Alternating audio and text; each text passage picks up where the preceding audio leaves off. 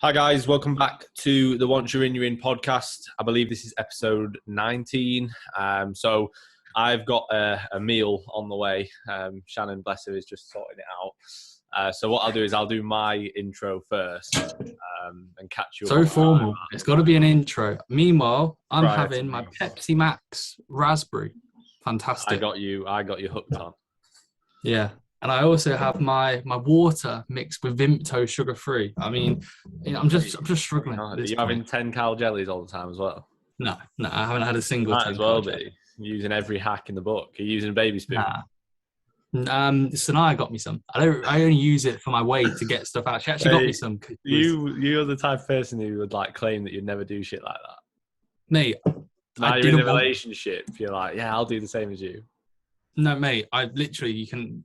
She'll listen to this. She said, "Do you want one?" I was like, "No." I was like, "I don't."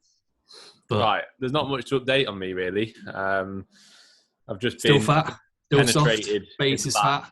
Just been penetrated in the back by Aaron, which was nice. And to be fair, it feels a little bit better. Like he's proper going in on that knot now on my back, and seems to be getting a little bit better. Yeah. I'm not that fat. I feel like I'm a little bit better at this weight than I was about a month ago, so I'm happy with that. I'm probably going to push food up again in the next week or 2 weeks. Look it out. Maybe not. No, I'm at a point now where I'm happy to push and hold and push and hold and push and hold. And realistically, my composition's not going to improve drastically. Like unless I held for 6 months at a time. And even then, it's not going to improve an insane amount. It's not like all of a sudden I'm going to turn 200 pounds into looking peeled. So I just got to sort of accept, right, how do I feel digestion wise? Do I feel like I can push a bit more food? And a few weeks ago, I didn't. Like I was having a bit of issues and it was hard to get more food in. Whereas now I'm like, yeah, I'm settled on this food. I'm feeling good. Training's in a really good spot. I was going to say I'm relatively injury free. Like there's still things that I have to work around, but there's nothing that's drastically limiting my training. So I'm happy to push a little bit. Like I reckon over the next month or two, I'll probably be up in at maybe 205, and then I'll hold again there for a couple of months, and then push again a little bit. But it's a case of you say that, and on paper, it's all well and good. And this will happen with you and with clients all the time. Like the plan isn't always what happens. So like if you can't plan it. No, it's impossible. It's not robotic. Yeah. Like there's so many things at play. So if I, for example, pushed up by 25 carbs on a training day, likelihood is that's not going to make much of a difference because I'm on a good amount of food anyway. Like it's not percentage wise, it's not like I'm adding a lot of food there, but for all I know, especially because I've not had a change in food in a little while, that slight change might actually lead to a pound or so increase over a week, which I've not really seen recently for a while. So yeah, I'm probably going to increase food a little bit over the next week or so. Just basically what I'm looking at in my meals is like, I can easily add a little bit more like quantity wise to X, Y, and Z. Like I was looking at my yogurt meal today and I can easily add a little bit more like sultanas I have in that meal. Like I'm not going to notice if I go from 30 grams of sultanas to 50 grams, and that's another 15 carbs. Like I could easily add a little bit more blueberries, a little bit more fruit juice. Like I've got meals where I can easily add, whereas before I didn't really have that, and I was struggling to sort of think, where can I actually increase food? That I've kind of accepted. Like that yogurt meal has been a blessing in disguise.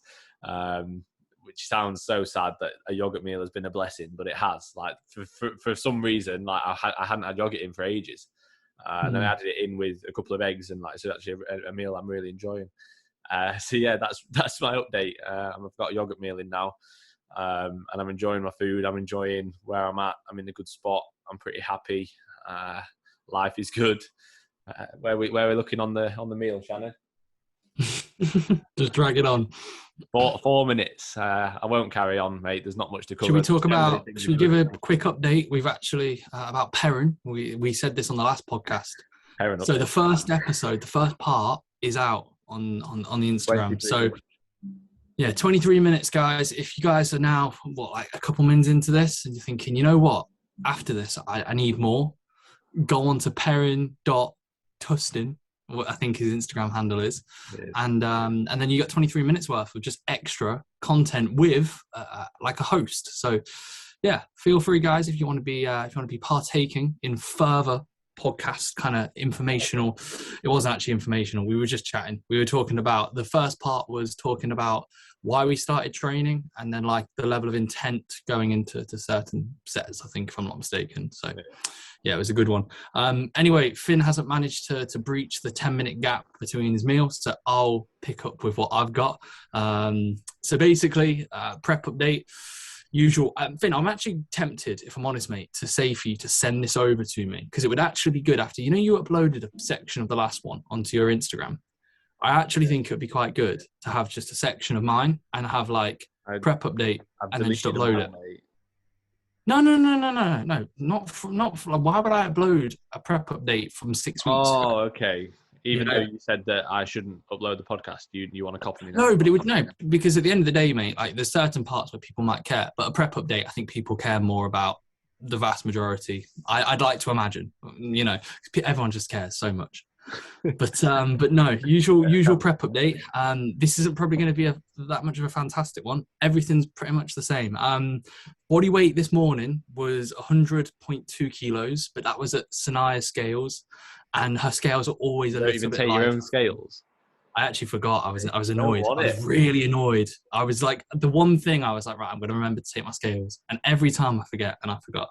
So I made sure like everything else was packed. It was the only thing, and I was like, I was so tempted to drive home and say I'm going to be about 45 minutes late because I got to go get my scales. Like it was that close, and I was like, no, just chill out. You can weigh yourself on Wednesday. You can go from there.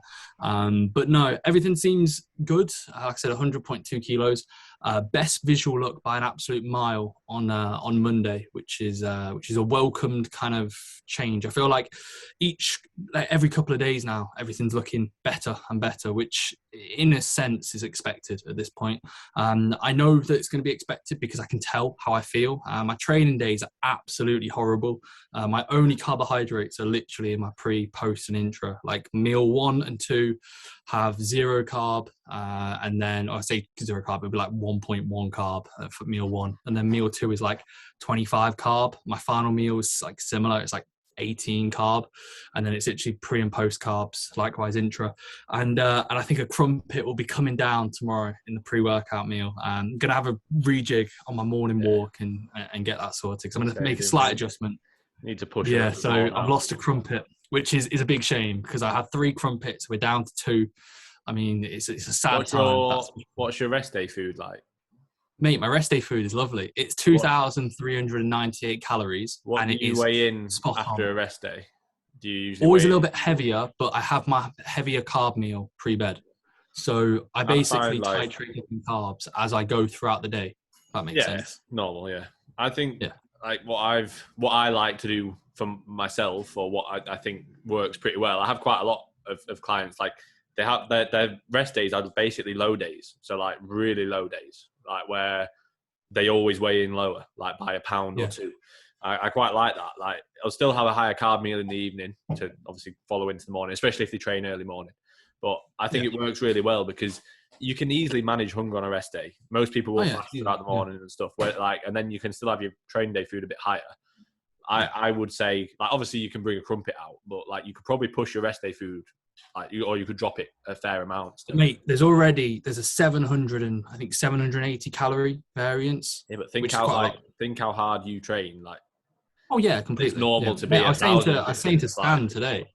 Stan has like a 1,600 calorie variance. Yeah, I have clients on but yeah, the clients. Yeah. The discrepancies between training and non-training days can be silly, but currently my non-training days, like it's not why I weigh in heavier or lighter. I compare my rest days to my rest days, and there's a trend coming down. But sometimes I might be heavier. I'm never heavier I'm always heavier on the Friday, because that's post lower session. So inflammation from the lower sessions, 2 training sessions back to back. Thursday, I'm also, so basically my body weight, Tuesday is always my lightest day. Monday is usually my second lightest day, and that's post rest day. So there's never a consistent trend of my body weight is always higher post rest day or always lower post rest day. Just due to the food volume and how it's placed, I pretty much have one meal at 6, one meal at 8:30, and one meal at like 10:30. Or it's quarter to 6, then about 8:30 or 8, and then it's about 10:15. if I'm being really critical. But that's pretty much 3 meals, where usually on a training day, I would only have my post-workout meal at like 7:30 and then my final meal at 10. So the food is definitely closer to the evening. So technically I'm usually weighing in slightly heavier just from that alone. But yeah, I agree. Like, it's weird. My non-training days are lovely because my carbs, as mentioned, are titrated up throughout the day. They're spread more evenly, so it's not just around my workout window. And like, because I'm not being battered from training, it's literally just in the mornings, I'm spot on in the mornings. I get my cardio done, get my steps done. I say steps, like 6,000 steps, 5,000 steps. And then I feel pretty sound till like 2-3 p.m. I can just go off caffeine and usual stimulants. And then I get to about 3:34 and I'm like, oh, okay. And then by like 6, 7, 8 o'clock, I'm not too bad. But training days, I'm just absolutely. That's what I'm saying. You could get away with being quite aggressive on those rest days, like when needed.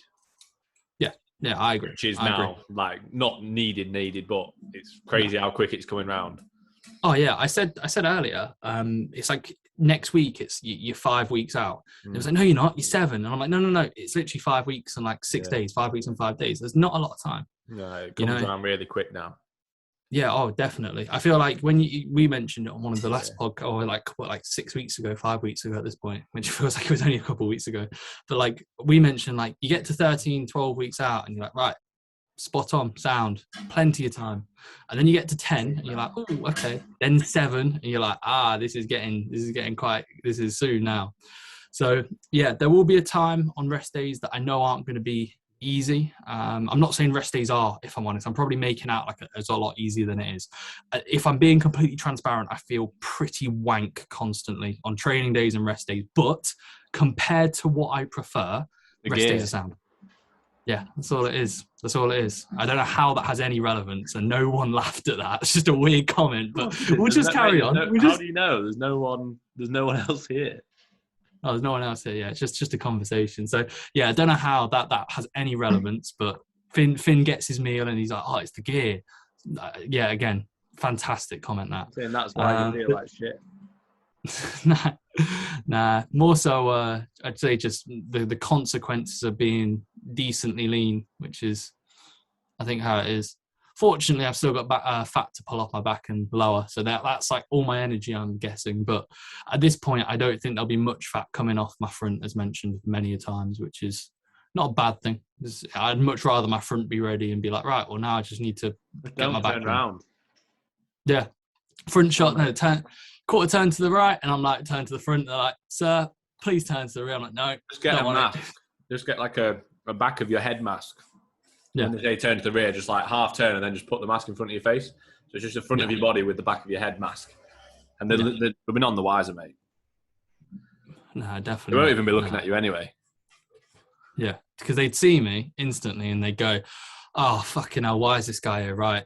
Everyone else is going for second. Shit. Hard. So, yeah, it makes sense.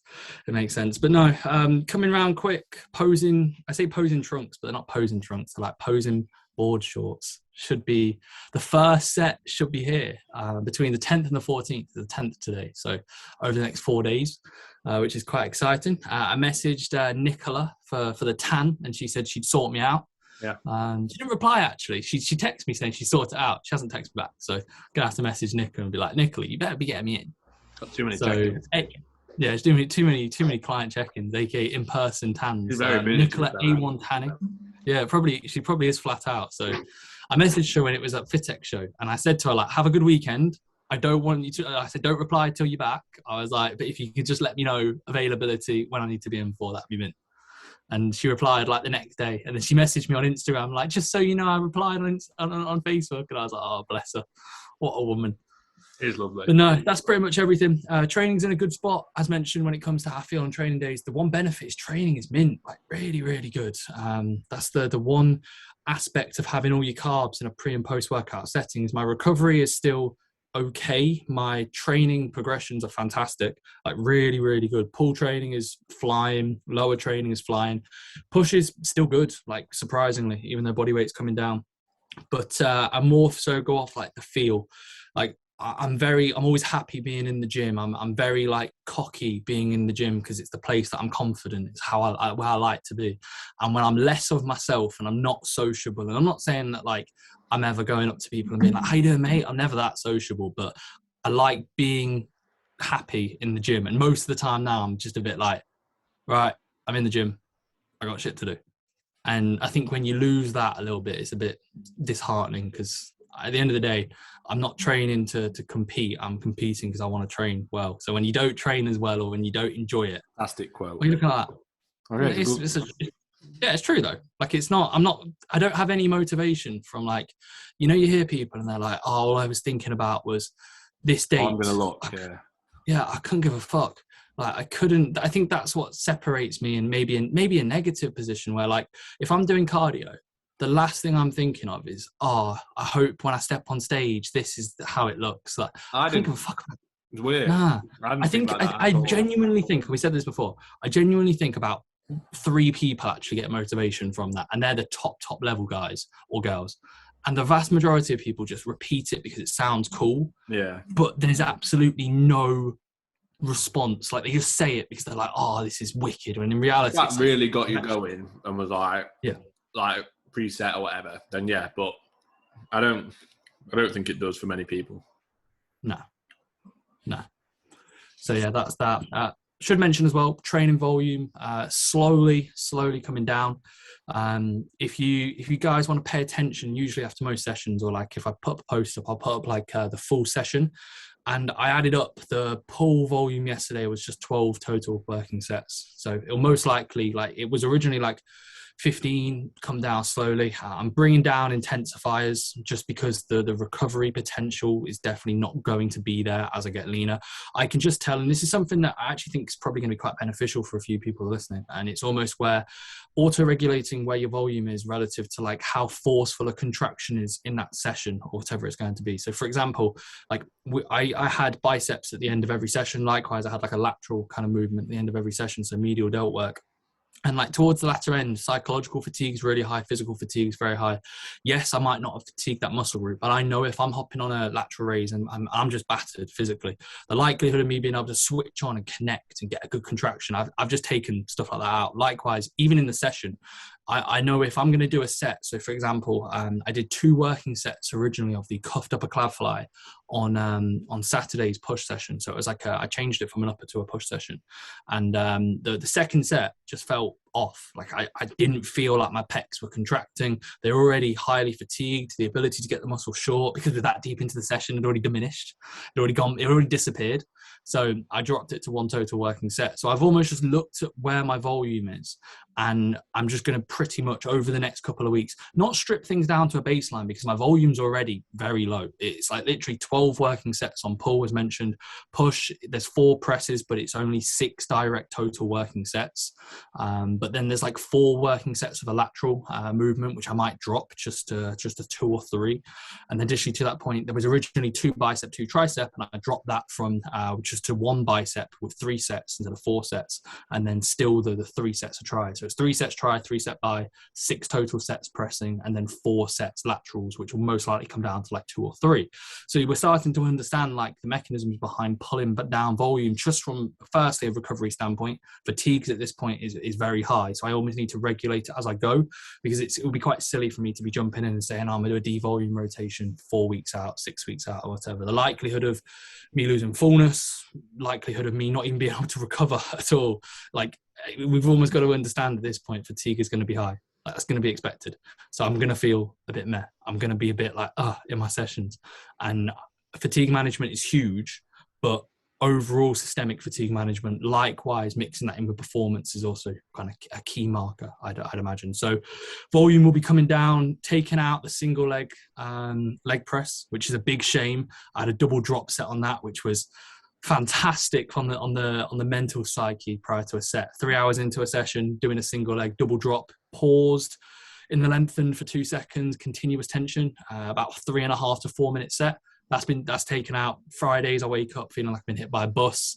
It's annoying because that's the kind of shit that I love. Like I think people would hear that and go, 3.5, 4 minute set that deep into a session, nah, no chance. But it's the movements that challenge you physically and mentally that I really enjoy. But at the same time, it's just not worth it. So my lower sessions are going to be stripped, adductor, ham curl. So 1 set adductor, 2 set ham curl, 2 set leg extension, 1 set hack, 1 set leg press. And then I might actually do some abs. Like I've been doing some abs, but I might do a bit more just to see if I can get some lower abs. That'd be good. So yeah, pretty much it's a sense now of just kind of going session to session, week to week, pulling volume down when it's needed, should we say. But I say needed, and I kind of have some level of like caveat to it, because there is going to be a time where like it's going to be beneficial. Then likewise, you can also just be a bit of a pussy and think, you know what, I've got to pull it down, I've got to do this. So getting away with the bare minimum, should we say, but likewise enough to still provide a decent stimulus. At the end of the day, we're not competing and trying to look like we've dieted for 22 weeks and have no muscle. Like I still want to look like I've got a decent amount of tissue on stage. So yeah, as mentioned, body weight 100 kilos ish, I reckon 95 on stage, so 5 kilos, maybe 6 to still pull off. I'm here for it. That's what we can say. So yeah, prep update, 6 weeks and 5 days out. Let's get it. That's what we'll go with. I'll go into the questions because Finn's still eating. How much more food do you have, mate? Because you seem to me like you're getting that down. You're like DP would, pretty much record eating. It's proper nice. I'm enjoying it. Yeah, fair enough. Right.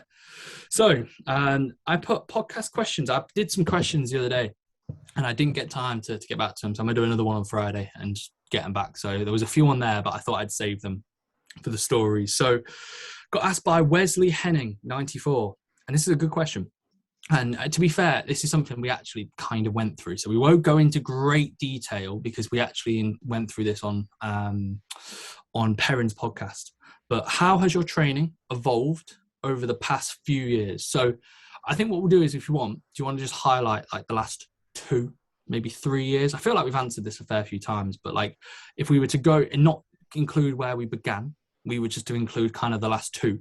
I'll kind of start, but I'll say we've got to understand that we have actually, so for the last, if we would just go for 2 years, if you think about it, we're almost coming up to having COVID for 2 years, in the sense of like, we were, 18 months ago, that's what really kicked off.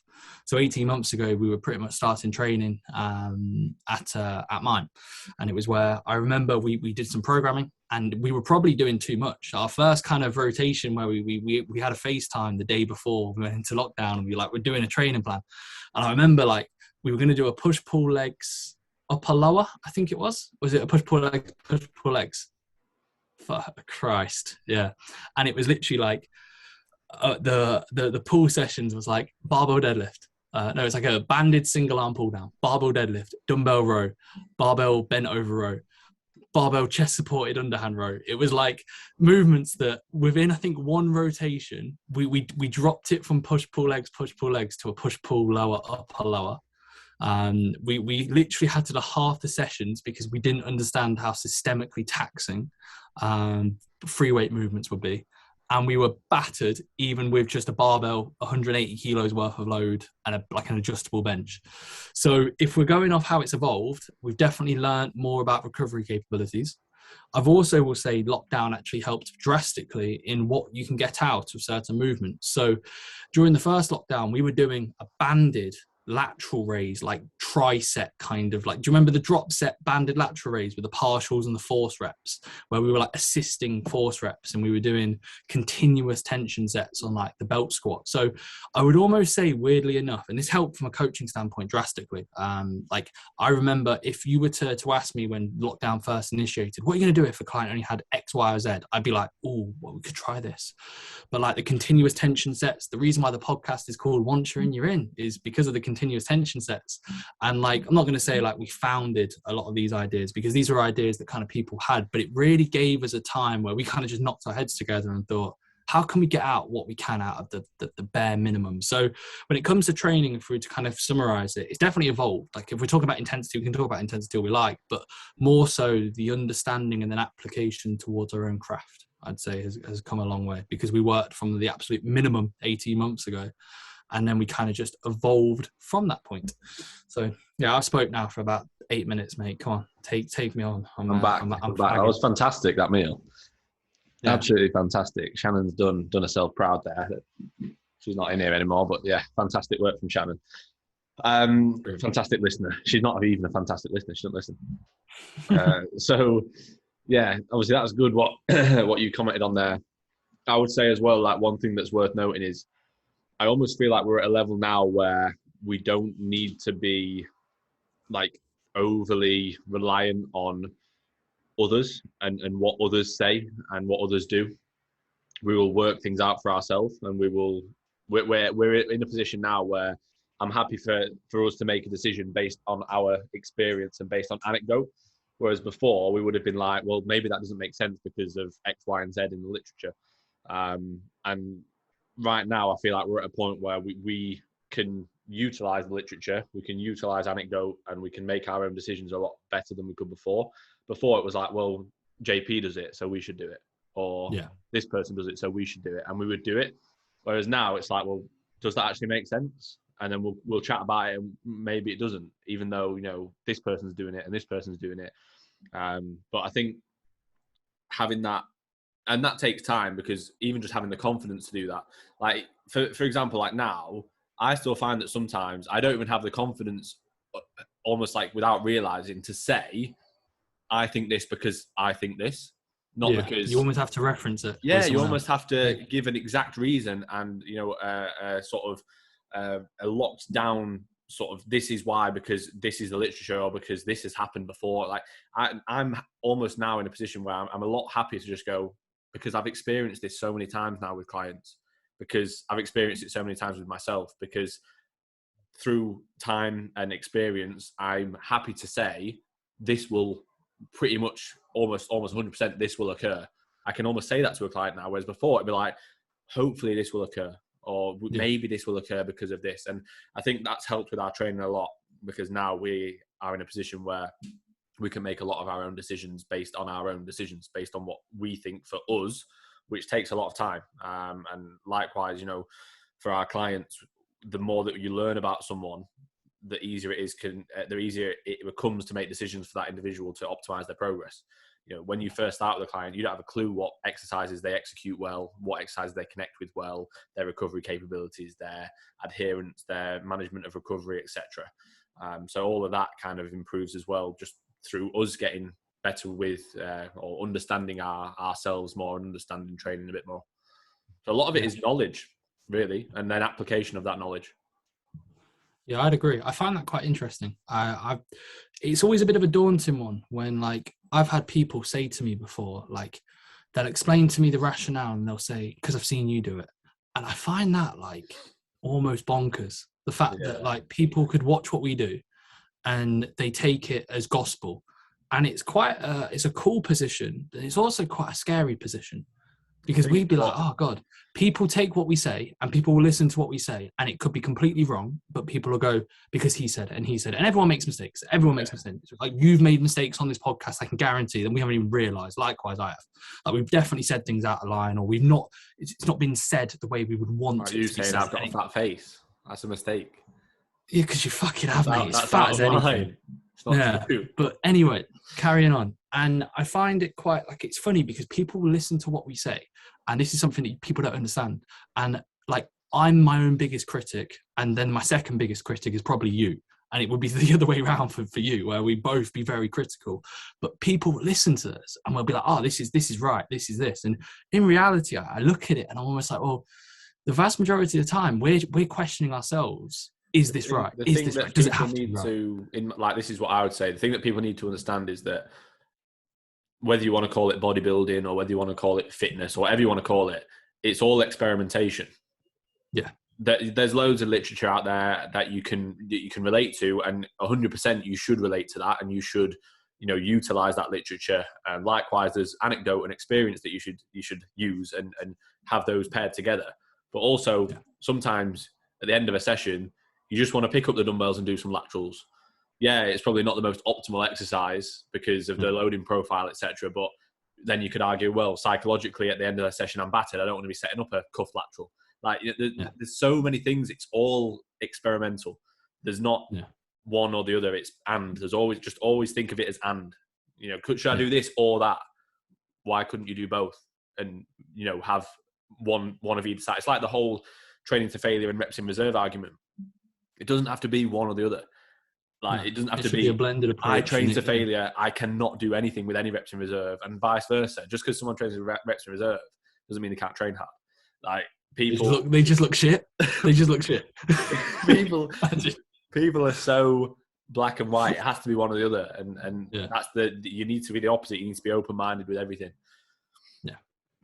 Yeah, no, I'd agree.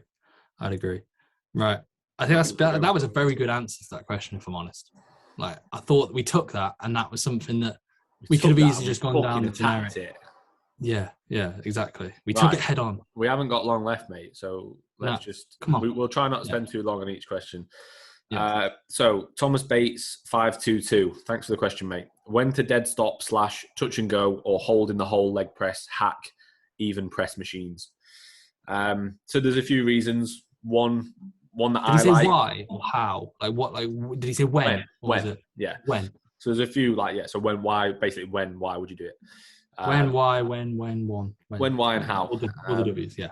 So, one of the main reasons that I like to add it in for clients is for range of motion. So a lot of the time, people will struggle with standardizing their range of motion. So if you can get them to tap and go, then you know that they're coming to the same point. If you can get them to dead stop, then you know that they're coming to the same point. In terms of other reasons, you could look at reducing like the stretch reflex, for example, the bottom of a squat or a leg press. If you're pausing there, you're reducing that sort of bounce out of the bottom, which a lot of that is going to be sort of stress on the joints and help from the tendons, basically, which we don't really want. You can also increase the challenge in that lengthened position. Depending on the time in the session, you'd likely want to do that a little bit later on. You probably wouldn't want to do that with, for example, if you're doing a push day, you probably wouldn't want to do your first press with a pause in the lengthened position. Doesn't make too much sense. We want to try and make more of the shortened position earlier on in the session. You could argue just due to safety, you can get a bit more bang for your buck. You could reduce the total load, save your joints and your tendons a little bit, and just reduce the risk of injury. If you're doing, let's say, a barbell squat, if you're pausing that, you're going to have to reduce the load to be able to get, the same sort of, let's say you're aiming for a 5 repper. Obviously, you're not going to be able to do the same amount of load doing a pause set versus just a normal set. So that's going to reduce the chance of injury, but then you're still getting a really good stimulus and you're actually creating more of a challenge in that bottom position. And in regards to how to do it, you either dead stop, so let it stop and press it. You either tap and go, so just let it tap and press it, or you pause when there's no end point, and you just make sure that you're standardizing your depth, film your training, and then you pause it. And I would generally recommend a 1 to 2 count pause. If you say to someone, like, the amount of times that I'll program for a client like 2 second pause, and even we'll do it ourselves, it's a 1 second, isn't it? Because you go 1, 2, and then you press. So I would argue, I've said to someone, I can't remember what client it was. I deliberately at times give him like a 3 second pause, and it'll be a 2. It was Oren. I said to him, I was like, just count to 10. I was like, when you're in the hole, count to 10, because you're doing a 2 second pause and you're not even pausing. I was like, so count to 10 when you're at the bottom, and it'll be 2 seconds. And he was like, all right. So is that anything to add, mate? He said exercises. So if we were to run through them, you're doing. Did you not mention exercises? You just put when to dead stop, touch and go, hold in the whole leg press, hack press machine. You didn't ask which ones to do. Makes sense. Right. Yeah. All good. Good answer. BH powerlifting. Signed up, actually. Ben Henson. Ben. Signed up. He's starting. I don't know if I told you, mate. He's starting sooner rather than later. Ben's currently wanting to compete in 2022, if I'm not mistaken, towards the latter end. He's in a fat loss phase, and it was a bit of a, I'm not going to say a bit of a mess, because that comes across disrespectful. It wasn't at all. He was currently getting his nutrition managed by a nutrition coach, and he was doing his training, and he was coming to the latter end of a fat loss phase. And he looked really good compared to when he started. Like, I'm not too sure, mate, if you follow him, don't you? Did you see the transformation photo he put up like a few days ago? I think he put up on his main account. I'll make sure to send it to you after this, mate. It's very decent how much fat he has come off, and he's got to the point now where I think fatigue's very high. Like, he's probably noticeably, like, let's say training to, I saw one where he was like pressing and he was like only 2 reps down on this, or only a rep down on one of his pressing. So I think like training's a little bit off, and I think when you have an input from one side and then you're controlling your training, it's quite challenging to get a good synergy if like there's too many kind of inputs and it's not like it's not a positive. What'd you say? I don't get it. I don't get why people would do that. Like, yeah. The only reason I would do that is if I had zero clue about nutrition. Like literally, I didn't know anything. But even then, I'd be like, well, then if they know a lot about nutrition, like why don't I just find someone who knows a lot about training? Yeah. Like, it's like wise with drugs. You know, like people will have like a coach who just deals with their drugs. I kind of think like even that's a little bit odd. Like I think, but you don't know. It works in good synergy. Yeah. Yeah, you don't know enough about my training or my nutrition or my recovery or anything. Like, yeah. Yeah, I agree. I said literally when he applied, I mentioned the same thing. But good to know. I think he's starting up, so getting him set up this week, so I can get on with this question. Oh, I can go through. Yeah, I can go through the end of his current phase, and then we can reverse. You don't need to go through everything. He's asked. I always wear a belt for hinges/compounds. Would it be more beneficial to go beltless, and why? So Finn, the best hinger on the podcast, one of the best. Everyone knows. If you want hinge, let's say hinge specialization, go to Finn Kelly Coach. He has hinged twice this year, and he's only resulted in one injury. So 50% injury rate. Come on, take the floor. Go for it. Mate, I'm starting to creep him back in and feeling pretty good, even though they're not still there. Like I was saying to Aaron, it's not like, it's a weird one. It's not like excessive pain. It's not like I do a hinge and I'm like, it's so painful. But it's awkward. I can feel the load shoot to that area.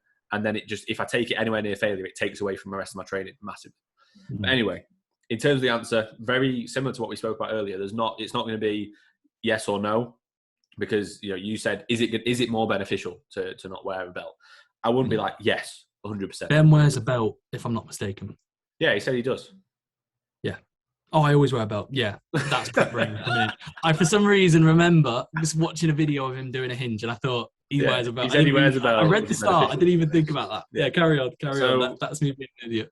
I would argue for a lot of clients, like I like them to really focus on their internal bracing before utilizing the belt. I'm happier for them to use a belt on their squat movements, their squat patterns, because we're not trying to train the erectors. But I would argue that you're still going to train your erectors using a belt. The only issue that I have really with people that use a belt is that they rely on it far too much.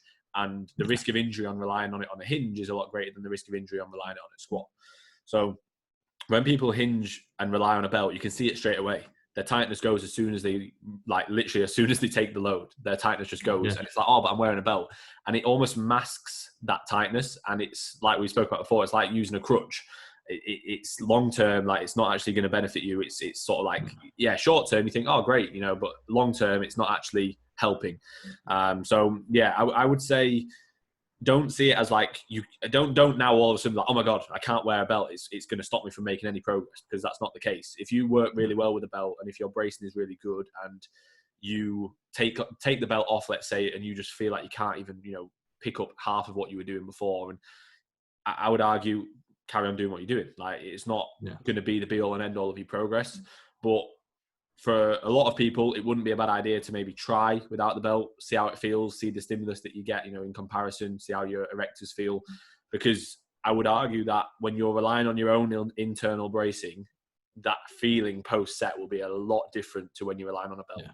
Like you'll finish the set and you're like, Jesus Christ, like my whole posterior chain is trashed. Yeah, you're right. Whereas when you use a belt, you're like, my lower back hurts. Yeah, it's funny. I know Tom Taylor. Yeah, Tom Taylor will be listening. I'm not joking you when I say, he should be. If he's not, I'm disappointed. If I'm not joking when I say Tom will agree, that is word for word what I said to him when he signed up and we were going through his first batch of form feedback. We basically got him where he was wearing a belt for the top set, and he originally was always belted. And I said to him, your erectors are poor, your lower back's there's literally no musculature there. He wasn't feeling it. He was losing tightness instantly, thoracic rounding, literally from rep 2 on a rep 8, like on an 8 repper. And I said to him, right, let's just have the back off set without a belt. And we kind of built him up in that pattern. We now have both sets on a hip hinge without a belt. And it's that slow transition, because if he's always pulled with a belt, to then switch and go, okay, I'm not going to pull the belt. And likewise, Ben, if he's listening to this, obviously I'll be taking over your training, mate, so don't worry, everything will be handled. But I don't want it where he's coming to me, let's say we start him up next week, and he's saying, oh, you know what, I took away my belt, I'm not belting anymore on hinges, and but my load came down by 30 kilos. Just leave things the same, slowly transition, go from there. Should be fine. So yeah, good answer, good question. Tom Taylor will agree. And good to know that you think similar. This is from Cam Carey. What are your goals? Cam Carey, fantastic asker of questions to the podcast. I think he's asked me a few, if I'm not mistaken. What are your goals for the rest of 2021? Physique, business, no goals. Physique/business/life. No goals. Survive. That'd be good. Survive COVID. Yeah, not die. Be happy. We haven't got long. Let's be serious. You want to go in the back, mate? Yeah, I know. Goals, mate. You're the one who got asked the question. Go for it. What's your goals? For the rest of 2021, main goal is me and Shannon need to get ourselves a house. Because I'm sick of trying to sort it and looking for houses, and we need to get that sorted. Other goals are just to continue to grow my coaching business, continue to help all my current clients, continue to grow and get more clients and enjoy the process. I've got obviously goals for like Sonny and Slater, clients that are competing. Already that's a big goal, sort of having some clients that are competing for the first time, which is cool. In terms of my physique, just continue to grow, continue to enjoy training. I think people overly focus on things where, like, for example, they'll be like, right, I want to get to this body weight by this date, or I want to do this by this time. For me, it's a case of like, am I progressing my training as best as I possibly can? Like, yeah, I know that I put everything into every session. I know that I put everything into my recovery. I just need to keep doing what I'm doing. I need more time. I need to now and again, obviously, keep an eye on sort of specialization on different body parts that will be weaker than others. But for the most part, I need to keep doing what I'm doing, keep enjoying training, keep enjoying work, keep enjoying life, and buy a house. So that is they're my goals. Sound. Makes sense. What about you, IFBB? Very similar, if I'm honest. I feel like I'm not going to copy you. Other than a house, I want to get a BM M3 by Jan. So have a look at that. That would be good. Anything else? Win a show, win both shows. Yeah, that's pretty much it. But the basics, I just focus on doing each day as it comes. I'm very good at just doing my own stuff. I'm the most robotic creature possible. So if I can wake up and do what I need to do in my own routine, spot on, all good. I was going to say as a joke, ask Sanaya to be my girlfriend, but like I said, we already agreed upon a date. So that's kind of thing. That's like agreed. So I don't need to do that anymore, which is good. You already are, aren't you? Yeah, pretty much. So I can't even say that. Yeah. So, yeah, I bottled it. I don't actually have any balls at this point, so it's quite excuse me, Sanaya. Do you think that we could maybe make an agreement that we'd be together, but I don't want to ask? And she was like, yeah, do you want me to ask? And you're like, yeah, please. And then she asked. Yeah. And they were like, also, when it comes to like, if we're going to get married, will you propose as well? And she said, yeah. Yeah. I went, oh God, thanks. Oh, thank God for all the pressure. Yeah. And then she smacked me on the arse, and then she proceeded to be the bigger spoon. And then you went in the bath. Yeah, this is. Then you went and got in the bath with your candles on. You're like, right, I'm watching Emmerdale. Yeah, exactly. No, honestly, mate, it was fantastic. Right, Toby Warner, is functional fitness an actual thing? No, mate, completely made up. It's not a thing. Is Toby Warner the guy from the cinema? No. Oh. That was Tom Westbury. Tom Westbury. Shout out, fantastic Tom. Listener, another fantastic listener of the podcast. Finn, do you want to say your piece? Do you want to go for it? Go on. I feel bad. I was in the cinema with Shannon, and after the film finished, like, to be fair, the reason I was turned around is because basically we sat down and we were in the wrong seats because we were there a bit late, but I thought we were in the right seats. Someone else was in our seats. Anyway, we had to move slightly down the aisle, and I had my car key on the seats. My car key was under the seat throughout the whole film, so I was on edge. Anyway, at the end of the film, I turned around to like have a look and I was going to go and get the car key, and this guy was just staring at me, and I was like, and he was like, all right, mate. And I like sort of looked at him, and he went, all right, mate. And I was like, all right. I felt like, do I know him? I almost felt like I should have known him. And then I thought he must be just from a gym or whatever. Turns out it was one of Reece's clients. He was massive. I thought he's fucking built. He must be just know me from a gym. I said he must be a fantastic listener of the podcast. I said he must have seen me eat my cream of rice at 36 minutes into the film, bang on mealtime at 8 p.m. and go, you know who that is? That's Finn Kelly _coach. He doesn't miss a meal. Absolutely nails his meal timings, and he's having cream of rice. I know who that is. And then he saw me at the end. He was like, I knew it was you. But yeah, sorry mate for not saying hello. I felt really bad afterwards because I was a bit like, I didn't really say anything. Then I felt like a right dickhead, but I was like, I don't know who it is. It was like that dude. I'm continuing. You know that dude at Ultraflex? There was a guy at Ultraflex. Oh god, yeah, that was weird. Yeah, and he like, I walked by him and he goes, he looked over at me when I went by the stairs and stuck his thumb up, and I just kind of like thought he was doing it to someone else. So I did my usual. I just nodded and then carried on walking. So I didn't know if it was even at me. Like, I just kind of made it like it wasn't even apparent that I'd even nodded. And then I walked by him and he stared at me, and then he went, "You're right, Finn." To you, didn't he? And we were both like, I was like, hello. Yeah, like cut back, like, who the fuck's this? But the weird thing is, he didn't even speak to us. Like, he literally didn't even. I still don't know who he is. I think you asked someone, and they were like, "Oh, it's this guy," and we were like, "Who? Why didn't you just say hello, like properly?" Like, this is the thing. Like, when I first saw AJ in Ultraflex, obviously, like, I followed him and stuff. I just went over to him, and I was like, "Hey, mate," like, I literally spoke to him. Obviously, I ended up like speaking to him about coaching and stuff. But I was just like, "Hey, mate, like, I follow you. Like, I like your stuff." If someone did that to us, we'd be like, "Oh, mint, like, thanks, mate." Like, when Brad comes and speaks to us, like when Brad came and first spoke to us, kind of thing. Like, he's probably sounding like, I just think, I don't know, it's weird. Like, I'd almost rather someone just say who they are and why they know you, than just go, "Hey, mate," and expect you to kind of know them. Like, I feel like I'm in the wrong for not knowing them. Yeah. Oh, yeah. I mean? And it puts you in like a bit of a weird position. Makes you feel bad, but you shouldn't. Yeah. Like, do I know you? Do you want a photo, bro? Imagine. Shocking. So, Toby Warner, we haven't even answered the question. Is functional fitness an actual thing? Yeah, of course it is. It's like you said about anything. You could say, is like bodybuilding an actual thing? Like everything is just a construct that we've made as society, really. Yeah. So I'm just so functional, bro. Like, yeah, but it's you could literally, I could make something up tomorrow, give it a name, and then it's a thing. You know what I mean? You could say it with anything. So, yeah, I would argue that it is. I would say that, you know, CrossFit is probably the closest kind of thing to like functional fitness. You're an all-rounder kind of thing, if you like. But yeah, like you could say that about anything. You could say, I don't know, what's a fad? Like, you could say, is FST7 a thing?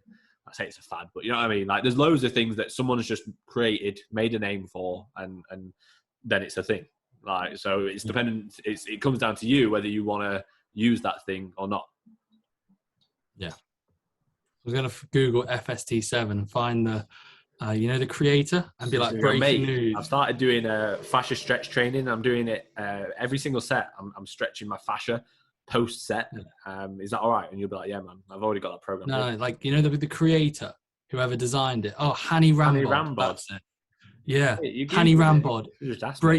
I'm in breaking. Hani Rambod messages Finn Kelly coach after calling out FST7 as a fad. He's like, bro, fascia training. Have you not read about I get sued. The podcast gets sued by Hani Rambod. Yeah, Reece instantly drops out. It's on Finn Kelly's YouTube. I'm like, I don't even know who the guy is. Messages me. I'm like, mate, I don't even know who that is. Like a massive multi-million lawsuit. Like, I didn't even mean it. I'm sorry. I'm sorry, Addy. I'm sorry, mate. I'm really sorry. Imagine. Oh, class. Right. Perrin. Yeah, you go, mate. Perrin asked. Shout out to Perrin. Thanks for the question, mate. What is your favourite muscle to train? Right, we can make this really quick. Go. Yeah. Right now, legs. Yeah. Sound. All good. But it switches. Socrates. That's a footballer, isn't it? Socrates. Yeah. Brazilian guy. Yeah, he's asked me a question. Is there always a feeling... Oh, he's dead? Nah, mate. He chats to me quite a lot. We just chat about how good we are at football. Is there always a feeling... Or the Arsenal CB. Which one? How's it spelled? Socratis. Yeah, that's the Brilliant attacking mid. Icon, mate. I think I had him on like FIFA 18. Mycon. Yeah, Mycon. Best right back in the world, him. Come on. Is there always a feeling that an RIR 0 may be actually an RIR 1 to 2? Truly impossible to distinguish? Question mark. What are your thoughts? That's why I'd say if it's true, it's not truly impossible to distinguish, because you literally just go, until you cannot complete another rep. Now, the problem is, and this is something that I actually spoke about to a client today called Ethan. He said to me in his check-in, I'm getting really frustrated. Like certain movements, I'm trying to take to failure. And I promise you, mate, everything in my head is like, just go, just go, just go. And he's like, and I get to it. And every time I look at the video and I'm like, I had fucking one more. I had one more and I just couldn't get it. And there is that degree where when you're starting out, your accuracy, whether that's execution or whether that's literally just the kind of how you're setting up, or likewise psychological components, which all kind of plays into a set, will actually hold you back, and you might be working within a 1 to 2 RIR approach. I've had sets before. If I was to go on my Instagram archive, scroll 3 years back, I can guarantee I've put +3 reps or +1 rep. And in reality, I'd look back and go, I had more reps there. So at the moment, I thought that's a true 0 RIR, but it actually wasn't. That I had more reps available. So you should just go till you literally cannot perform another rep, but you might be hindered by external variables, as mentioned, accuracy, overall mechanical element of training, psychological factors, and therefore you might be working within a 1 to 2 RIR. Yeah, I would say with that, like 0 RIR, I don't think people actually realise what 0 RIR is. 0 RIR means you literally fail. Like, not that you nearly fail or you don't think you've got another rep. If you don't think you've got another rep, that's 1 RIR. Yeah, that's not 0 RIR. 0 RIR is if you literally fail at the bottom of a press, at the bottom of a squat. You completely fail, like you cannot move that load. So it is 100% possible to distinguish because you failed. Yeah, most people will probably work at 1 to 2 RIR most of the time, which isn't a bad thing, because if you were to train to 0 RIR every single set, like you would just be absolutely trashed constantly. Like we say, you know, we train to failure, and we do, you know, the majority of the time. And I would argue that even leaving 1 rep in the tank, it isn't a complete rep. So you're leaving a half a rep. You know what I mean? So if, for example, like if you know for a fact, and we are pretty good at sort of noticing now and being able to distinguish whether or not we'd have another rep. If we know for a fact we will fail that next rep, that's still 1 RIR, really, because we didn't completely fail.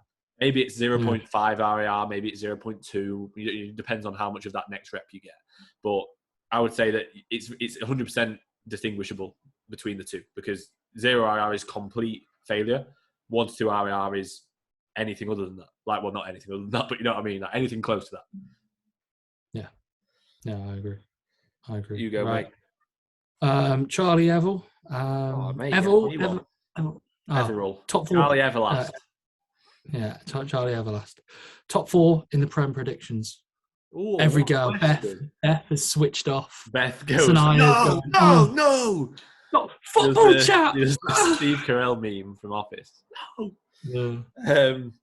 Okay, I'll go first. Same as last year. I don't think it will be. It'll be the same 14. Oh, yeah. But we've got to get the order.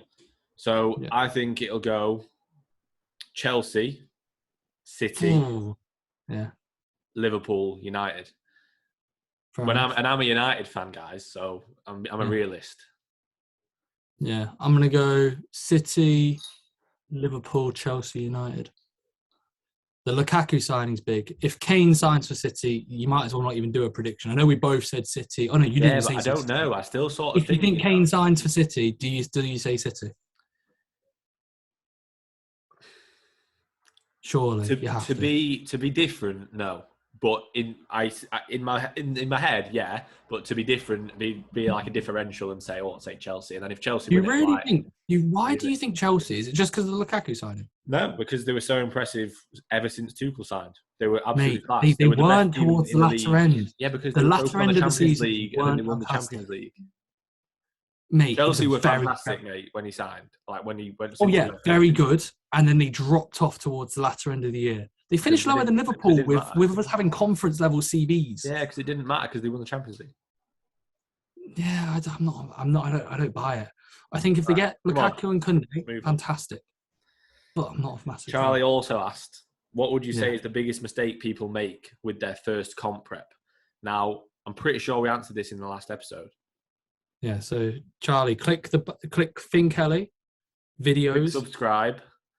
Yeah, click subscribe. Click like videos. Comment as well. Last share it with podcast. Your friends. Click share. Yeah. Share it with your friends. Send it to every family member on Facebook. You have to do that. And you'll be entered into a giveaway. That you're the only one in the giveaway. Absolutely nothing. Yeah, for nothing. For the answer. This tape measure. Yeah. I've been measuring my penis all day while I've been doing check-ins. That's why it's 8 meters, guys. Needs to be 8 meters. 8 meter one just to get full length. Yeah.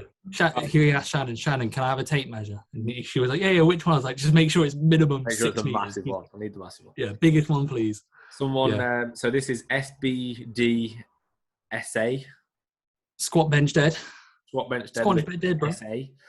How many sets would you recommend hitting in a push-pull legs or a pull-push leg split with only an hour to train? It's quite a good question. Ooh. You want me to take it?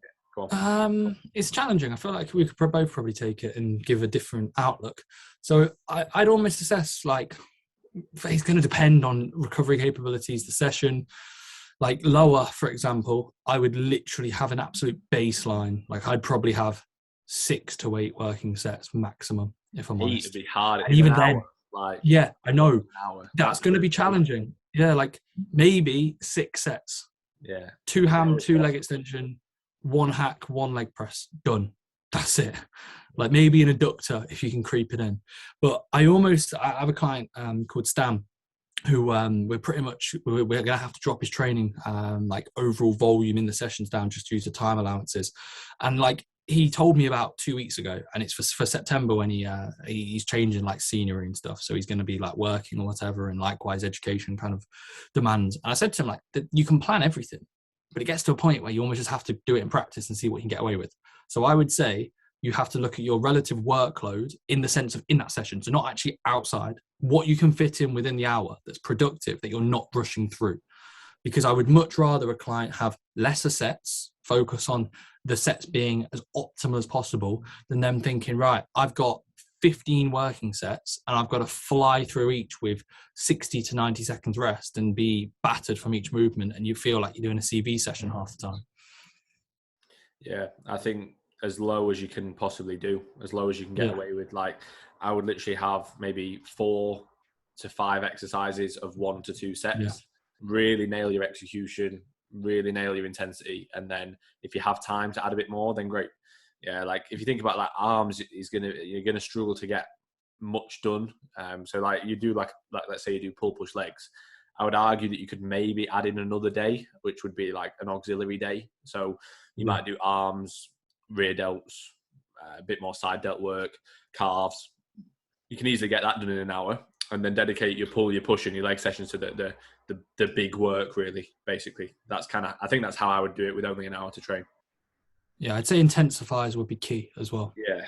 So, like if you're doing, let's say, towards the latter end of like an upper session or a pull push, utilize rest pauses, drop sets, cluster sets. Cluster sets are a fantastic kind of thing to get up in a lot of volume in a short amount of time. A leg press cluster will be fantastic, something like that, because it's not going to take up too much time allowance, and you can get a lot of work done in a very small window, and therefore you can then loading is still very effective because you're not really limiting your load.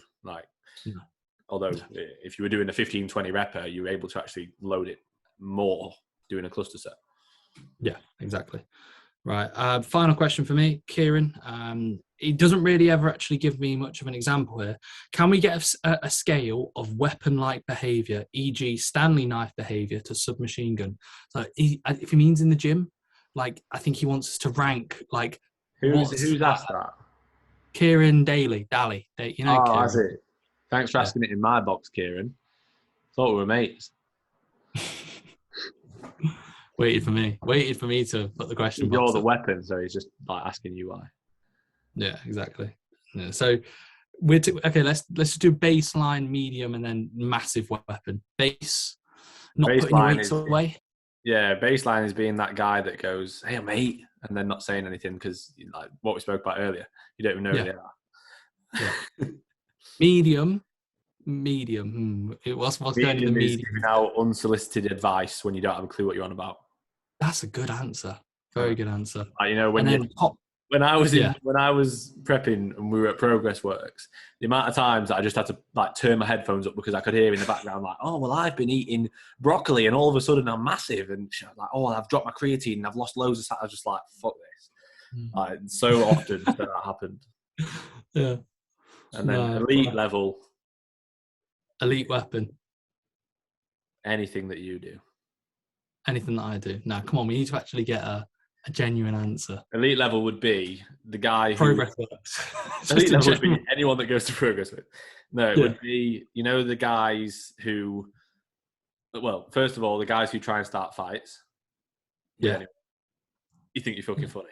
And the second one would be the guys or girls who scream the house down, but then you watch their training and they're training like horrendously. Their execution's awful. They're leaving like 10 reps in the tank, but they're screaming. They're getting off the machine going, it's so hard. It's like, mate, you don't even know how to train.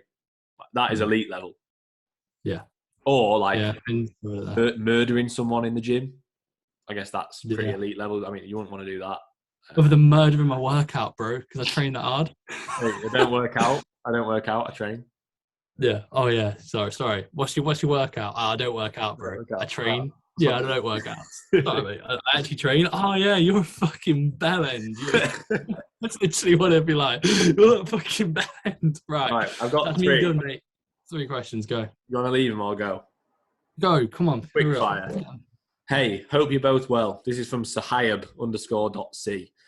Do you find that training with Reece motivates you more and vice versa?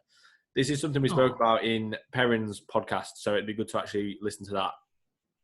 We spoke about it before. We would both train the exact same, but it is nice to have someone there who's on the same kind of level in regards to mentality and work ethic. I wouldn't say it motivates me anymore, because it doesn't, but it does enhance training to an extent. Not that my training would change or I would train harder or better or anything like that, but it is beneficial having someone there that you trust as a spotter, someone there that you both have to be there at a given time, that you're held accountable to even more than just yourself. So I wouldn't say it motivates me, but it does help in terms of keeping ourselves accountable to each other to set that standard. Like I said before, we set a standard. Like I'll do a set, and you'll say, like, we'll be like, oh shit, that's the standard set. I need to now perform, and vice versa. So yeah, I don't think it's motivation, but it's a level of work ethic that we have to set our standards. It's almost like subconscious kind of internal motivation, but you don't realize it. But it's not that, I'm so motivated today. No. Coach Randhawa, when would you add a B workout? We don't work out, mate, we train. Such as pull B, push B, legs B. Thank you. By the way, everyone, the whole we don't work out, we train thing is, one, it's a rule on the warehouse board. It says, don't work out, train. I'm pretty sure it says that. And then also Reece asked someone when he was like 16, what's your workout today? And they said, I don't work out, I train. And he was like, oh, okay. No, I just went, yep, sound. And withered into a ball and said I had to come and pick him up. I just looked and went, okay, and just walked off. He's literally, and the only thing, he was one of those who just comes up to you and just wants to talk. So he asked me and I asked him, and then he was like, I was like, you fucking bellend, carry on. So yeah, do you want me to know? This is a bit of a pet peeve. I really, really dislike the thought process. Like the idea between a B session is just so you have longer time in between certain movements. So therefore, you can keep similar movement patterns, but you can also change a movement pattern, or you can just work within a different movement so that the carryover and the time kind of spent in between is going to be there. So for example, you can, instead of running off like a 7-day rotation, you could literally run a pull, push, rest, lower, rest, A and B, and it's a 10-day rotation by the time the next session comes around.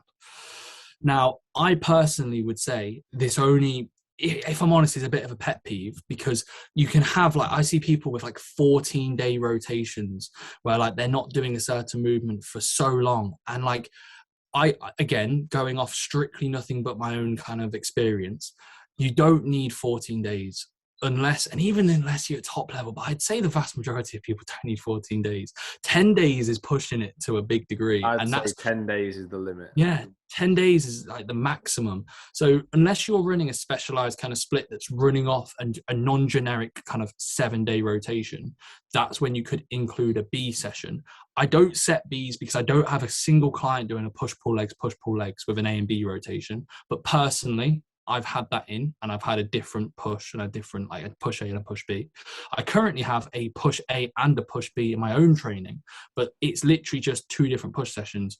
And therefore that's because I'm training push twice per week. But if I was from a recovery standpoint, one would be an upper session anyway. So it's more so kind of that specialization between what's going to be beneficial for my physique and what's going to be beneficial towards, and also kind of go with good synergy towards my recovery capabilities. So you almost need to look at it and think, do you need it? Could you not adapt your split to be slightly more optimal? And therefore you don't need a B rotation. If you need a B rotation, I would try and keep the movement patterns in fairly similar. I'd try and keep the session format fairly similar, but I just change what needs to be changed. But I would be also asking yourself, could you not just be a bit more optimal and kind of, instead of thinking about the Bs, could you not just keep similar exercises in? You had the flat bench press in every single third day during lockdown. Yeah. Is that optimal? Maybe not. But did you progress for like 8 weeks? Yeah. Well, you got to think as well. Like I was saying this to a client today, is like a leg extension, for example. Like we don't have a replica of that. So like your leg extension is going to be in on pretty much all of your leg days for years, unless you know there's any pain there or whatever it may be. So why not think about that with other exercises? Especially if you enjoy them, they connect well, you progress them well. You don't need to necessarily change things. Like you might be doing the same exact session every 4 days, let's say. But if you're progressing it, if it's covering everywhere we want to cover, and you enjoy that session and you don't really find it too monotonous doing the same thing, then that's a good idea to just keep doing the same, because you're going to become so well experienced at those exercises. Your sort of neurological patterning with those exercises is going to be ridiculously good because you revisit them so often. Yeah, if you do the same session, let's say every 4 days for a year, how much better do you think you'd be at that session than if you did it every 12 days? Yeah, so just think of it like that. You don't need to change things too much. Like I don't mind like a pull B, push B, legs B if you're doing like a 3-on-1 off and you potentially train in different gyms or you've got loads of equipment to choose from. But even so, I bet or they should really, unless you're doing something completely sort of specialized, they should look very similar anyway. So like if I do like, for example, like we have a lot of clients on like a pull, push, legs rest, upper, lower rest. The legs and the lower session are very, very similar. It will generally be an adductor, a hamstring curl, a leg extension, and then they will have a squat variant and the leg press variant. They might be slightly different ordered. They're going to be maybe a different variation to the leg day, depending on the equipment they've got. And then they may finish on another isolation if needed, depending on their strengths and the weaknesses. Maybe a single leg variant, maybe a glute dominant movement. But the actual structure is very, very similar. So do you really need a B? Like you got to question it. A lot of the time, especially for beginner and intermediate clients, I'd probably say that you don't. You could just nail the same session week after week after week and just get so good at it. That's going to make you grow a lot. You ready? Final one. Final one. This is from big to tender. Gotta love to tender. Yeah. What is your rationale when implementing ab work, i.e. sets, movement selection, frequency? Now, you don't train abs, so do you want me to take it or do you want to take it? Do you think you're fucking funny? Do you think you're fucking funny, mate? Have you seen my bottom abs? We know I sacrifice my bottom abs for the best oblique side shot in the world. So that's my rationale. I sacrifice 2 lower abs for the best obliques possible, and therefore I'm content with my decision, and therefore I don't need to train abs. That's your rationale? Because they're horrendous. Yeah, my lower abs are awful. My rationale would be, we spoke about this before in terms of generally when we would train them, and we said about sort of trying to keep them away from heavily bracing and core dominant movements. So when you're going to program them in, I would try and keep them away from that. I quite like them at the end of leg days and pull days because you've already done your heavy like bracing work. So it's not as if the ab fatigue is going to take over into the next lower or pull session. And also because you're in a lot of extension on leg days and pull days, it's quite good just for spine health to go into some flexion and train through that as well. I was actually chatting with the tender yesterday about the reasoning behind using the ab mat and obviously going into extension, and that a lot of people when they train abs just train their hip flexors because they sit up and they don't actually extend or flex their spine. So that's something to go into another time. But in regards to movement selection, a big one is what do you connect well with? A lot of the time you see people using ab crunch machines and they're just sort of swinging about. And I would argue, are you actually feeling that in your abs? You know, you're putting the stack on the ab crunch machine and you're throwing it about. Are you actually feeling that? Or are you just literally, you know, throwing it around with your arms? I really focus on connection with ab movements. Even when I'm doing like a hanging knee raise, like I'll really try and slow it down and pause at the top. I'm not just throwing my legs up and down.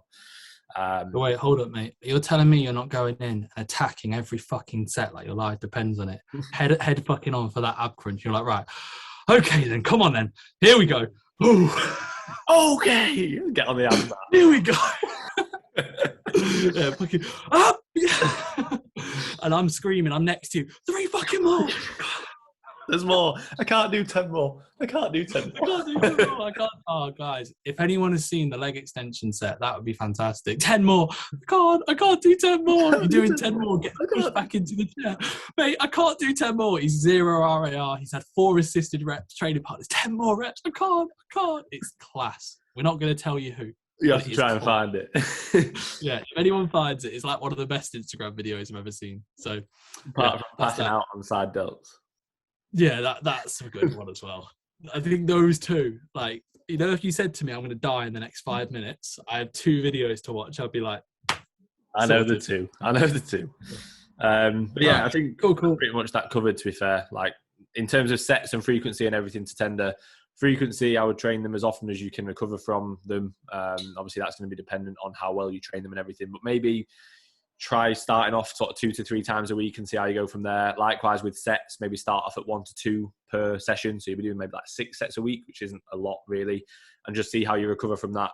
Make sure, like we spoke to you about plenty of times, make sure that your execution and your accuracy is the primary focus, not just how many sets you're doing or the amount of times that you train them. Yeah. And then also to tender, if you've got these many questions, coaching slots available. Feel free. Imagine. Right. That's it. Thanks for listening again, guys. Again, appreciate all the fantastic questions, the fantastic listeners of the podcast. Made it to the end.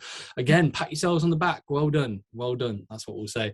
But no, another episode 19. The next one is 20, which is approaching pretty much the second we get to what, like midway through 25. I mean, that's almost 6 months worth of podcasts, which is mental. We're an established podcast by then.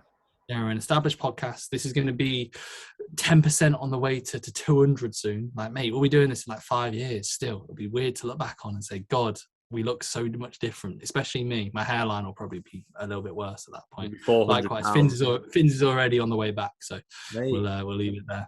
Mate, you bite so easy. You bite because so easy. I've got a good hairline. Yeah, so anyway, thanks for listening, guys. Hopefully everyone's doing well. Again, appreciate the questions. Finn nibbling to leave this one. Catch you guys next week. And that's pretty